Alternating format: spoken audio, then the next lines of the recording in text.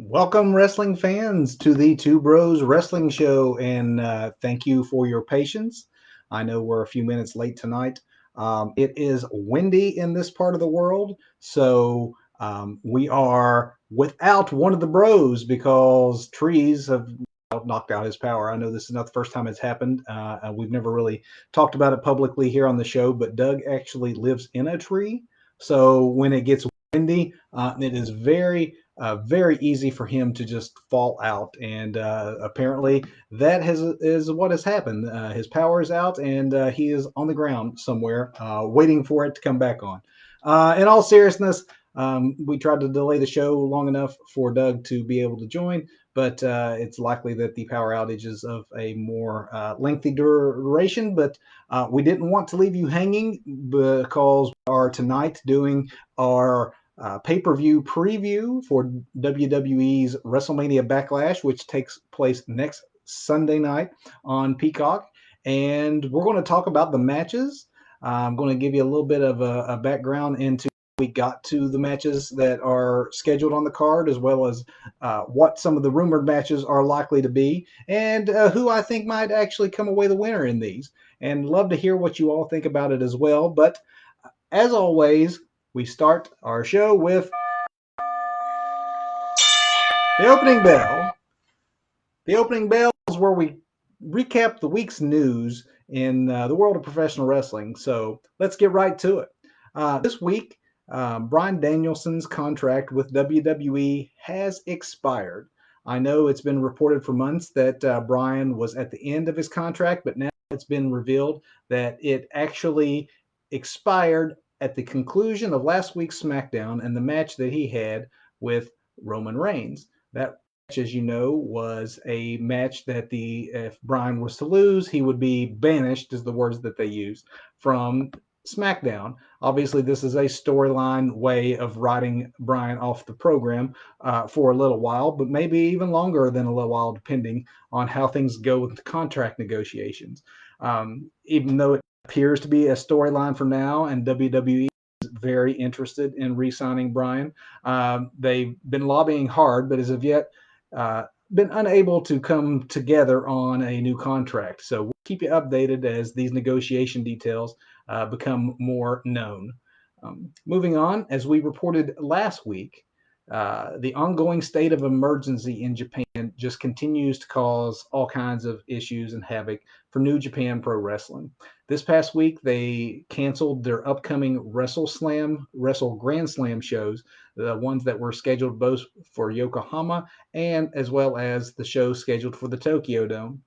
This news comes as Osaka's medical system is reaching its limit, and Tokyo appears to be nearing those same levels as well. As we mentioned last week, this is very much worth keeping an eye on for American fans because we are getting ready this summer, very likely to start seeing ticketed shows in U.S. arenas or at least in outdoor arenas.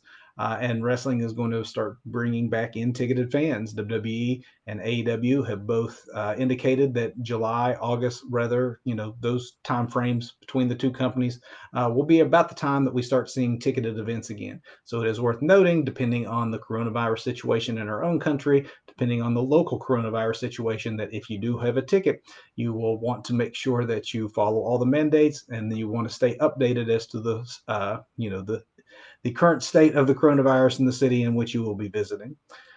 Moving on, the first hour of this past week's Blood and Guts episode of AEW was pre-recorded. And I know it said live in the corner. I know that they also had two rings set up for the matches that were occurring in the first hour. And therefore, it looked as if these were the preliminary matches for the Blood and Guts show. What they realized, though, with the Blood and Guts, which was the main event that was basically War Games, but they just can't use that name because WWE owns the rights to the name.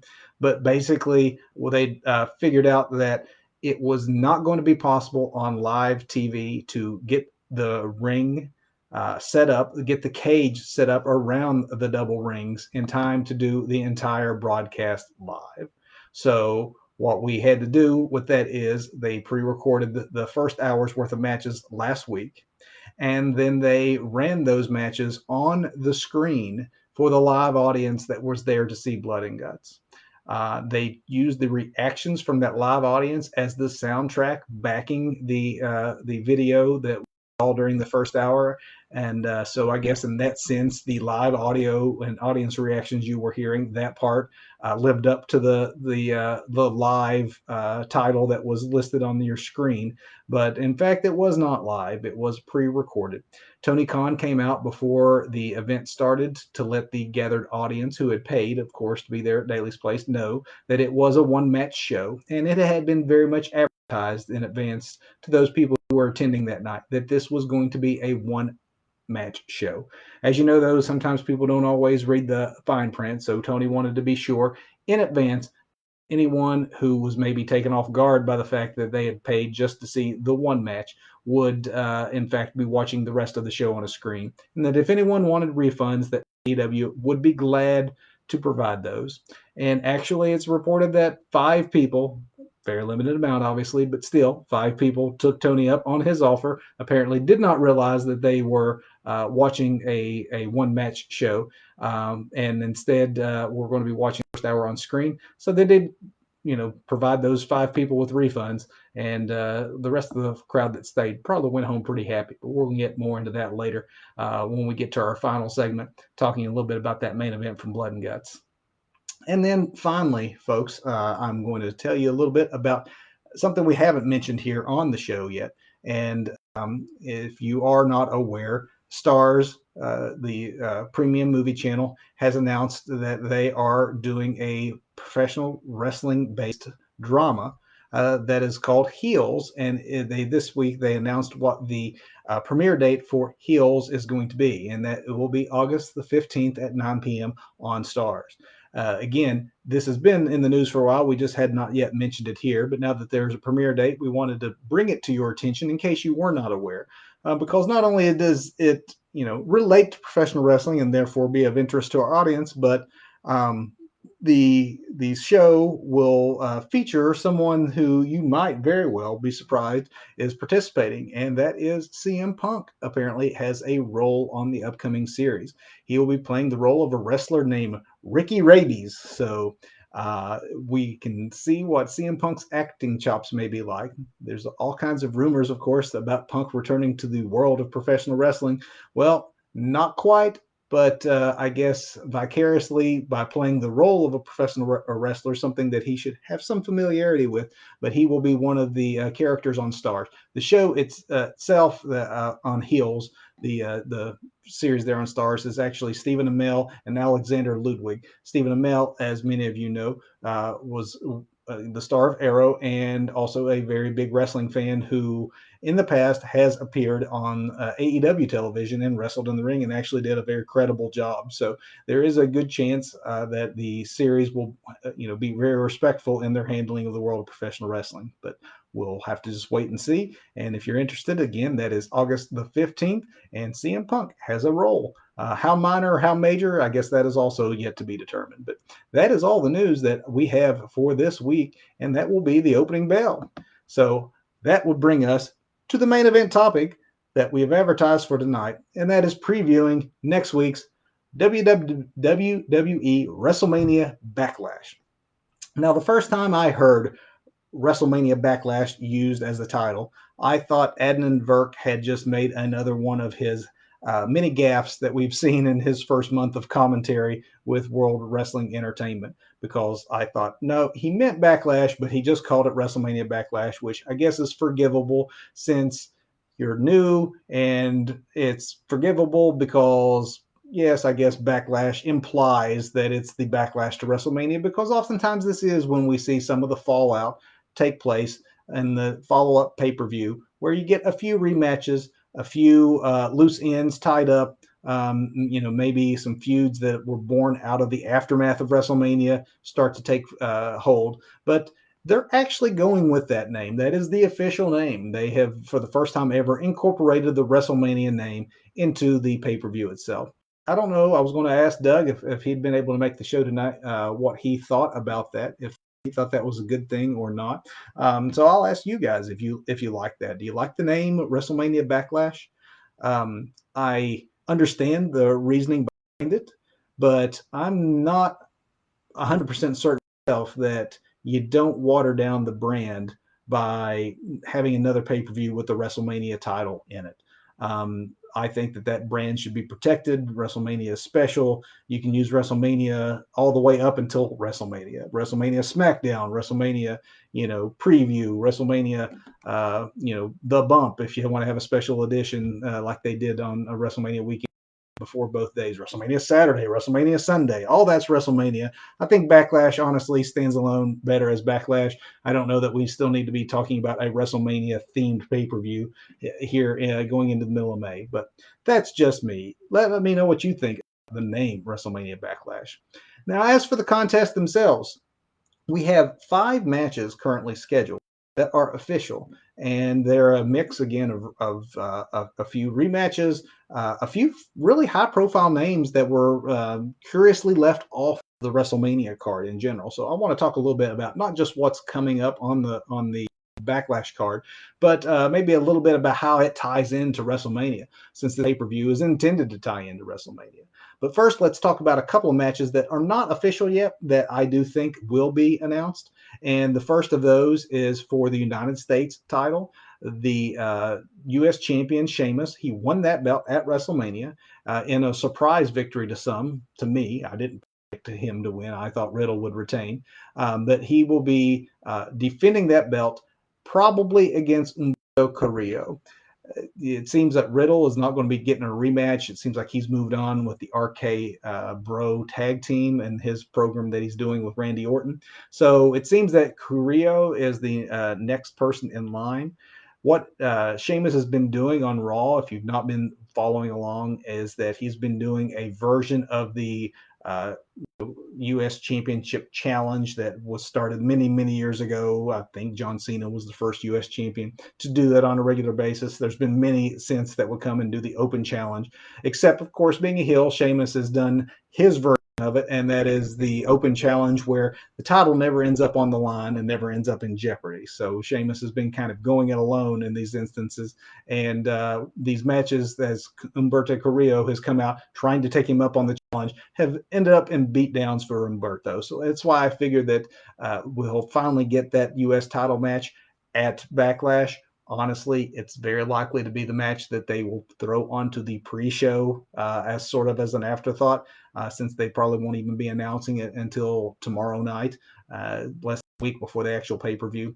I don't, as much as I like Humberto Carrillo, I don't see Carrillo as a legit challenger at this point to Sheamus. Sheamus has come out of WrestleMania with honestly more shine than he's maybe had in a while, and Carrillo has been absent from WWE television in general, much less meaningful television and matches where he was actually booked to win. So since he's not really done anything other than accept the challenge that would make you think that he's earned that U.S. title, I don't see that he will go over Sheamus, though I would not be surprised if, because they would hope to continue this and maybe make him look more like a legitimate U.S. title challenger, that you might see a false finish in this where it's not clean, or otherwise there's a disqualification count out, something along those lines to keep this going. I think the other secondary title is also likely to be defended at WWE's WrestleMania Backlash, and that would be the championship that Apollo Crews holds, the Intercontinental title. I think that it looks like there's, I know we've seen a lot of him and Big E, and Apollo won that belt from Big E at WrestleMania, and it looks like they're in line for a rematch, but we've seen it enough at this point that it wouldn't surprise me if they turn this into a multi-person match, and that they actually bring in Sami Zayn and Kevin Owens, 2 men that have also had claims for that Intercontinental title and have been sort of around the fringes of this program. I think to freshen up that matchup, that we are likely to see a multi-person match. I think that because they've just spun off the Apollo character with the whole, his Nigerian background and his big bodyguard and all of that, I don't see them taking the strap off of him at this point. So I'm going to predict that if that match takes place, whether it's a rematch straight up with Big E or whether it is a 4-person match, which I think is more likely, or at least a multi-man match of some sort, I think that we see a retention by the champion. And that is the 2 matches that are really rumored, I think, the most and most likely to occur, which takes us to the 5 matches that are actually on the books as being official. And we'll start to preview those matches with the World Tag Team Champions. And that is Dolph Ziggler and Robert Roode defending those tag belts against Rey and Dominic Mysterio for the SmackDown Tag Team Championship. Honestly, Ziggler and Roode have done a decent job. Again, we're trying to tie all this back to WrestleMania. The tag titles weren't even defended on WrestleMania Saturday or WrestleMania Sunday. They had the tag team title match on the SmackDown show the weekend of WrestleMania, the WrestleMania SmackDown edition, as they would call it. So the tag titles, the SmackDown titles, weren't even considered important enough to put on the main card. And so I don't know that they are going to do anything to try to protect the champions of Ziggler and Roode. Like both men, just fine. I think, though, that there is more money and more long-term feud possibilities with the Mysterios, the father and son team holding the tag belts. And I think Dominic has done a lot over the last year since he's entered WWE to earn his first run with a title. And so I think that this is the time that they probably pull that trigger. And I think that I see this one being Rey Mysterio and Dominic Mysterio walking away with the victory and with the tag belts. And that would take us to one of the women's championship matches. Let's talk a little bit about Rhea Ripley. Rhea Ripley won the Raw Women's Championship at WrestleMania, and she did so from Asuka. So it is obviously wrestling tradition that Asuka would get a rematch. But again, to kind of keep this card a little fresh, to make it not be just a rehash of WrestleMania, they've thrown in a wild card element to this, and that is the wild card of Charlotte Flair.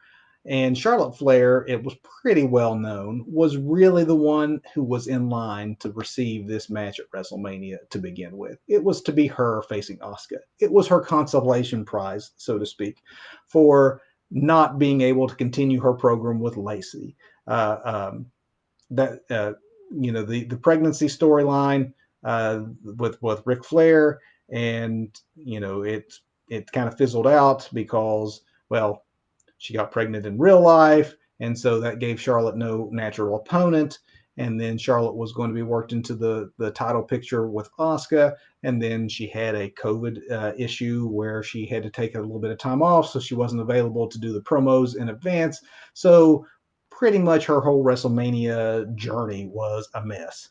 And as such, she ended up being forgotten people at WrestleMania, one of the company's biggest stars, one of the people that were on the posters for months for WrestleMania, and then wasn't even a factor at all on WrestleMania weekend. She definitely made a big return, though, on the Raw after WrestleMania to reassert herself as the one who gives the opportunities, as she says it. And she basically put both Asuka and Rhea Ripley on notice that their title match and their feud was not legitimate and was not anything that was going to stand in her way from going and taking back what was hers. I know that some people maybe get tired of seeing some of the same stars around the same titles, and there's just no way around it. Charlotte Flair is so good, not only in the ring but on the mic. With the family background, there's so many reasons why it's just hard to keep her away from that championship belt. But in a 3-woman match, multi-person match, obviously there are ways to have her lose without taking that pinfall. And I don't know that she just swoops in and takes the belt on the first opportunity and the first real challenge that Rhea Ripley has. I don't know that I'm really satisfied with what they've done with Rhea. I thought that definitely Rhea had a great WrestleMania, a great weekend. The follow up, always, as we say here on the Two Bros Wrestling Show, follow up is the key. And I'm not sure they have done enough to follow up with Rhea yet to solidify in fans' minds who may just now be getting used to her, who didn't watch NXT, and she appeared very suddenly on the Raw roster and ascended to the top of the Raw roster, winning that championship much faster than most people expected. I don't know that a lot of fans really feel one way or the other about Rhea yet. So I would like to see them do more to solidify her as champion before they go and move that title. It wouldn't surprise me then to see Asuka take the pinfall as just a way to keep Charlotte and Rhea maybe going for another pay-per-view down the line. But I'm going to predict that Rhea Ripley holds on to the belt on this one and moves on to continue a program solely with Charlotte Flair while Asuka goes off to do something else. Let's talk the Universal Championship. We have the Tribal Chief who continues to do amazing work over on SmackDown and got some more juice into the storyline that he has with being the Tribal Chief of the Uso family. In that we have Jimmy Uso as the core of that story, and then on this past week's SmackDown we see we saw him return. So after all this time of Jay being the lapdog, Jimmy is back and seems to have a different feel for how things should be going and how much he should be, taking orders from his cousin. So I think that is really where this storyline lies, and that is the drama that's going to play out down the road with Roman and the Uso twins. Does Jay continue to do as he's done and be loyal to his cousin, or does Jay start to see the side of his twin brother? You can't get any closer than his twin brother. Maybe he can talk some sense into him. But where all the drama is, I don't think that there's too many people that are considering that Cesaro, who is actually the opponent and challenger for Roman Reigns on this night, is actually going to be walking away with that title. I think that all of our attention is diverted elsewhere.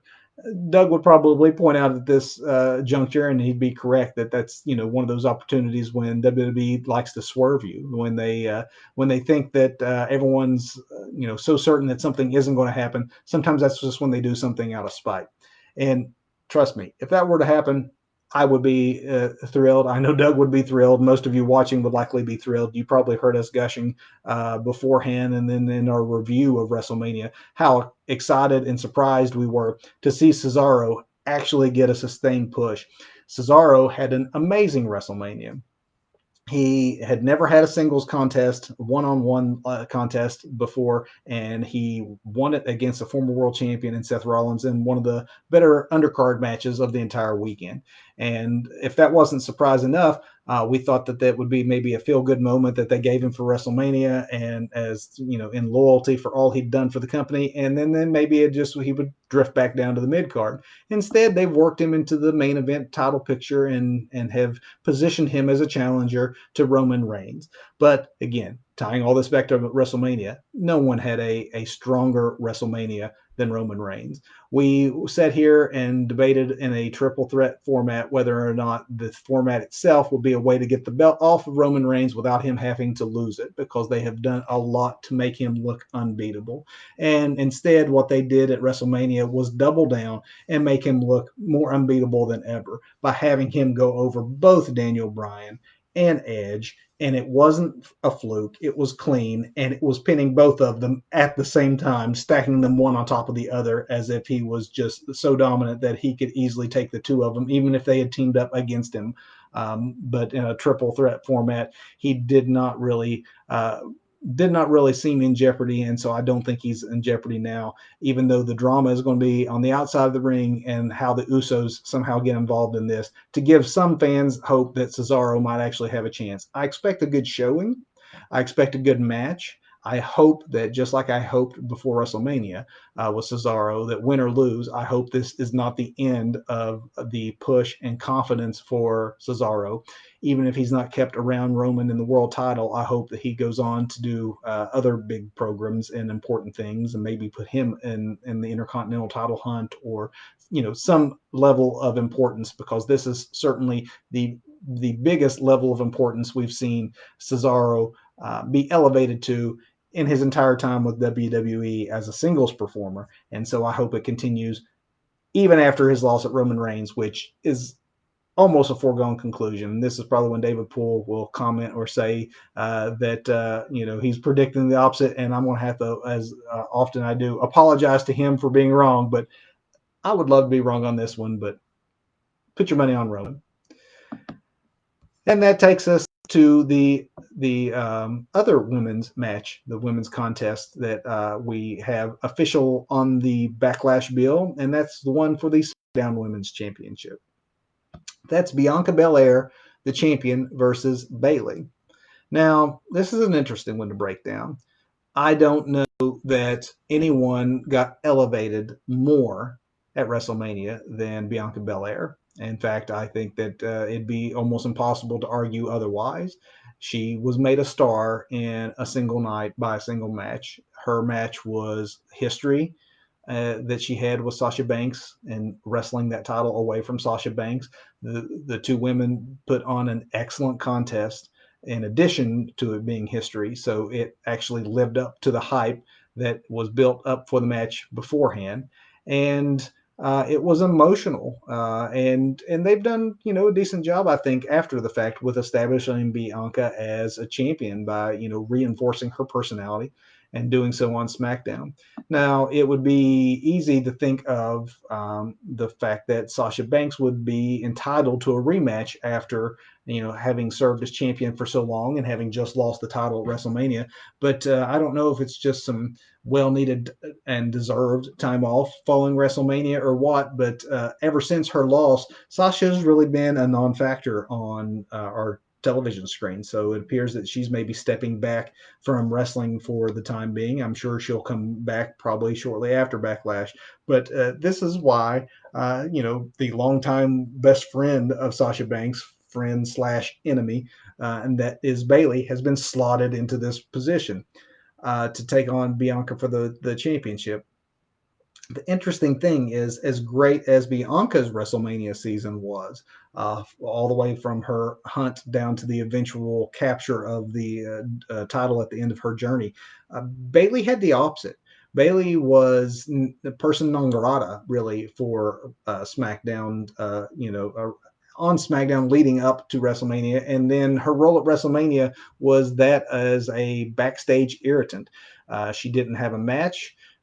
She just interrupted the host a time or two, had a couple of backstage segments, and in general was non-factor at all during WrestleMania. But Bayley's legit. You don't really have to do a whole lot to bring her back up into people's imaginations as possible being a threat for that SmackDown championship. She does hold the record for the longest reign holding that title. So I believe that most people see this as a legitimate, title contest where there is some peril perhaps involved to Bianca and her belt. But I think that there isn't a single champion outside of maybe Roman Reigns who came out of WrestleMania season looking as strong as Bianca Belair. So I don't think that they would make any sort of switch on that just yet. There's definitely more for her to do with the belt and more programs for her to have, more challengers for her to have as well.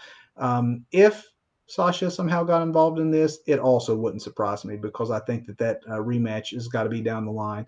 We're still only one pay-per-view out from WrestleMania, but only two really away from the second biggest pay-per-view they have all year, SummerSlam. So if they find some way to work a program, get Sasha involved in this, have a Bianca, Sasha, Bayley triple threat type match around SummerSlam, also wouldn't surprise me. But for the time being, that belt stays with Bianca. And this is going to bring us to our last contest that we currently have scheduled on the Backlash pay-per-view. And that is the Raw Men's Championship. And that's the WWE Championship, where you have Bobby Lashley defending against Drew McIntyre and Braun Strowman. So this is one of currently two, and what I think will likely be three if they do put that Intercontinental match that I spoke of earlier on there in the way that we predicted it might happen. This will be the third multi-person contest. And with those, that is just a way to not only create more action, get more people on the card, but it is also a way to protect some people in either a victory or a loss by having someone do the job or take the victory without spoiling the main feud that they're trying to forward in the program. Um, Bobby Lashley surprised many people. Surprised me. I did not anticipate that he was going to retain the Raw championship, the WWE championship at WrestleMania. I thought that Drew McIntyre would get his victory and get his moment in front of a crowd, and he didn't. And furthermore, not only didn't it happen, but it happened cleanly. So usually, if a heel like Lashley is going to win in an opening match contest, denying someone like Drew from what is considered his legitimate moment to claim that belt in front of a live audience, it would be done with interference from MVP, a well-placed chair out of the ref's range, ref bump, something. But it was a clean finish, which typically signifies the end of a feud and the conclusion of an entire program. So Drew McIntyre, in my opinion, is coming into this colder than he's been since his Royal Rumble appearance back in early 2020 when he first rose from the mid card and has been really considered a main eventer ever since. It was such a definitive loss and a clean loss that it's hard to think now that his business with Lashley for the moment, it shouldn't be kind of through and that it's almost going through the motions to give him a rematch, particularly when he didn't do enough in the eyes of many to earn that by putting Bobby in jeopardy at WrestleMania. So probably that's the reason why you're seeing the third man. That's the reason that Braun Strowman is inserted in this to try to give a little bit more life to a feud that logically speaking ended at WrestleMania. Braun was the good soldier at WrestleMania. He took the match with Shane McMahon. He won in the fashion that was predicted by most of us. Um, I guess the surprise with him is that the match ended up being better than most of us probably gave it credit for having any right to be. And that it was fine, and he did all the right things. Ron hasn't been near the in either of the world championships in so long that I don't see him either as a credible threat. I think he's there to take the loss. He's probably there to take the loss for Lashley because Lashley is going to retain the belt. I think that there's no reason for Lashley not to retain the belt. I think the reason that Lashley went over so strong over Drew McIntyre, who would be the most likely person in this contest, I think, to wrestle that belt away. But I think that Lashley's being kept strong for something else. And I really think that something else down the line is probably going to be a beast versus beast matchup with Lesnar. You got two guys with legit mixed martial arts backgrounds, two guys that are built like superhero action figures. I think there's got to be a reason why Drew was denied his WrestleMania moment and why they kept that belt on Lashley. And I think that maybe down the line at a SummerSlam or something, you might see the return of Brock Lesnar. No inside information that this is happening. I just think that there's got to be something beyond Bobby Lashley retaining that belt at WrestleMania only to lose it to Drew McIntyre or a Braun Strowman at the very next pay-per-view. So that, ladies and gentlemen, is our main event topic. That is what we have going on next week at Backlash. So please, in the comments, let us know what you think, what matches you're most excited for, who you think is going to win.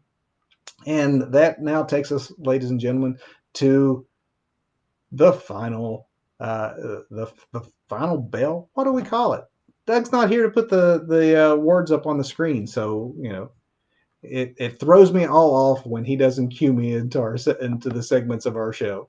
Um, what we have, folks, is we do the three count here at the end, the 1, 2, 3, where we tell you our match of the week, our performer of the week, and what we think of is our botch of the week. And in some ways, there's a couple of mine that are kind of related, but or could be kind of related because even in the good there was some bad, and in some of the bad there was some good this week. It was kind of an odd week in the world of professional wrestling. So I'm going to start with the botch of the week first. Big finish, that's what we call it. There you go, Kevin. Big finish, but the botch of the week. It's a minor one, and it's a minor one and a comical one. But Adnan Verk, I have tried to give him the benefit of the doubt, but he continues to struggle in his role as Raw announcer. I do think he has gotten better, but The struggles are still there, and it was apparent and hilariously so this week when Omos and AJ Styles were defending their Raw Tag Team Championships on Raw. If you missed it, this was the exchange. Verk uh, asked the announce crew that he is working with, Brian Saxton and Corey Graves. He asked, "So how does Omos rank among all the champions we've seen?" And rather incredulously and without missing a beat, Graves answers back, "I don't know, Varric. He just got here," which cracked me up. This was Omos's second match ever that we've had on television. And here we have Verk asking how Omos ranks amongst all the champions we've ever seen. And I love the fact that instead of just letting it pass, knowing that wrestling fans wouldn't let it pass, that Corey Graves in this instance, even though he was the heel, decided to be the voice of the fan, step up and say, "Verk, how am I supposed to know? He just got here." Hilarious, but hopefully Verk continues to get better because these slip ups, as funny as they can sometimes be, do kind of take you out of the show when the announcer should be enhancing and adding to the product, not making you feel the other way about it. So the performer of the week. I have a couple that I could use. There was a couple of performances this week that I think would be great to highlight, but I have to pick one. That's the way we do it here on the Big Finish. But the big finish for me, it would not be right to let it go by without saying congratulations to the amazing and talented Candice LeRae. If you didn't see, folks, and it could have been my match of the week, but I have something else in that slot. But Candice LeRae and Indy Hartwell are your new WWE NXT Women's Tag Team Champions, having defeated Shotzi Blackheart and Ember Moon in a brutal street fight. That was a fantastic match on NXT television this past week. Now, the reason I'm giving Candice the performer of the week and not the other ladies as good as they did in this, Candice has been in this business for 19 years and signed with WWE back in 2017. And while she's had her moments where in these 4 years with NXT, she's more often than not, honestly, been a side character, a support role to her husband, or has otherwise been used to make someone else in the women's division look good by enhancing other storylines and or talent. And of course, Candice is just fantastic in her own right. As great as her husband is, Candice is also fantastic as well. And a few weeks ago, Candice had shared on her own social media channels a very heartfelt thank you to Indy Hartwell, thanking her for coming into her life at just the right moment and how much it meant to her and how much she means to her and how wonderful she was to try to mentor. She claimed in this post that at the time that her love of Indy and her mentoring of her had actually reignited Candice's own passion for professional wrestling in a way that she hadn't felt in a long time. It was a very sweet and very real post that and sentiments that Candice was expressing for Indy, and honestly was quite maternal in the post, which makes it wonderful here for a Mother's Day edition to say that the at least a storyline wise, the mother type figure of Candice mentoring an Indy Hartwell, deserves a performance of the week because they got these championships. It is the first time after all this time that Candice has had any sort of gold on a national wrestling televised promotion. And when you think of the fact that she's been in the business for 19 years, it is just so long overdue and well deserved. So, congratulations, Mrs. Wrestling. It's the first gold that you've had in your time with WWE, the first gold that we've seen you with in on a national television program, and I hope that you and Indy hold those belts for a long, long time, and that this is just the start because there's not a Mr. Wrestling without a Mrs. Wrestling. She's just as good as Johnny and part of this act. So congratulations to Candice LeRae, my performer of the week. Could have very easily made that my match of the week. That tag team championship match was so very good. But I'm going to instead go for AEW. And this is not just because Doug isn't here to join us and do it for us. I would be agreeing with him in this because I would guarantee that this is his match of the week. As we mentioned at the first of the show, this week's edition of AEW Dynamite was all pre-recorded, save for the main event match, and that is Blood and Guts. Under any other name, obviously what we're seeing is a War Games contest. They're just not allowed to use it because WWE owns the rights to that name. But this was a pay-per-view quality match on free television, and certainly a different take on War Games than what WWE presents now, especially with their edict that they have against blading and blood of any sort, unless it's usually done the hard way and accidentally. You just don't see it anymore. And not to be barbaric or anything here, thinking that we need that all the time, but I will say that when you have Hell in a Cell or War Games or some of these matches that have for years been advertised as blow-offs to feuds and brutal endings where people's careers are at stake, it just actually loses something compared to the old days when they come out looking rather unscathed. So in some instances, I do think that the blood and guts, as it were, can enhance the match itself. Obviously, they chose this name for a reason, and it's kind of making fun. It's a shot at WWE for dismissing AEW as a blood and guts promotion when by the fact that they do allow blading and those sorts of things. But we definitely saw that in this match, and it was fitting for the contest and the situation that these men were put in. And it was a brutal match, as it was intended to be, as it was advertised to be, as it should be. It was not a perfect match. And this is where I say there's some good with the bad that we have to mention. There were a couple of blown spots, particularly involving Wardlow, a couple of spots I can think of where he reset up when he probably should have just kept going and not draw attention to the fact that they had a botch. But honestly, these kind of blown spots are to be anticipated when there's so much chaos and a multi-man contest like this. It's almost inevitable that you're going to have some of that. It did not detract from the match itself. I will, though, say the ending that took place after the match was also not ideal. If you missed it, Chris Jericho, after the contest was already over, and that the Pinnacle had succeeded in winning against the Inner Circle because they didn't want the other Inner Circle members didn't want to see Jericho tossed from the top of the cage. MJF threw him off the top of the cage anyway, which is probably a great idea for a heel to do after he, gets the victory anyway, that he goes and does what they were trying to avoid.